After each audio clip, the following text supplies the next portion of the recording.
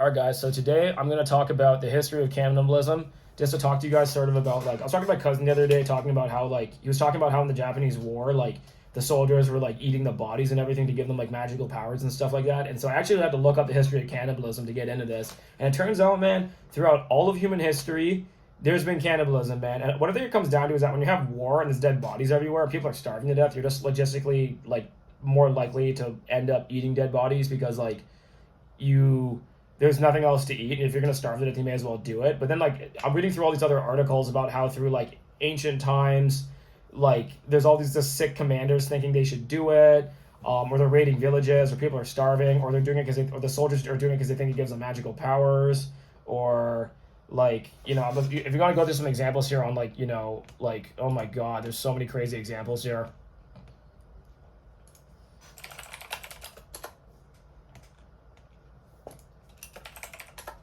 Bear with me, guys. Oh, here we go. So I'm on Wikipedia. This is list of incidents of cannibalism. Here we go. So in Jerusalem, she was cannibalized.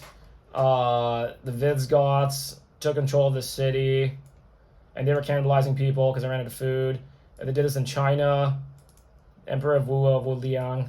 In southern China, allowed prisoners of war to be traded for food. They were caged, and whenever there was demand for meat, some of them were taken out, cut, broiled, and consumed. They're either, you know, like, they're eating, like, their enemies. They're eating the other commanders. There's, like, famines. People are eating each other during famines. In the Middle Ages, they were doing it. The Crusaders were eating people during the siege of Anatoch. Tibetan Buddhists were eating each other. The Mongols, they were doing it too. The Aztecs were doing it, you know. And look at this. Okay, my whole point about all this is that, yo, humanity is wild, bro. Like when shit really hits the fan for humans, dude. Like, if you just read the history of cannibalism on Wikipedia, it's kind of just evidence that, you know, things.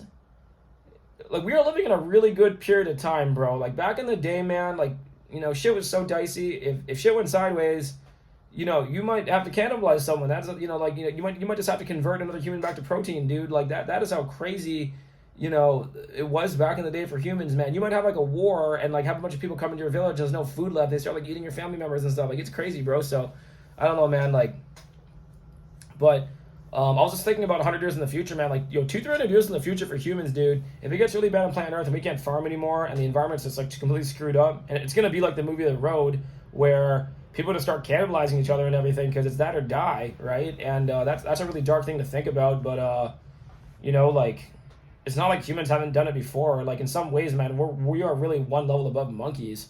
You know, like, we gotta think about that for a second. I mean, that's my thought. Thanks, guys.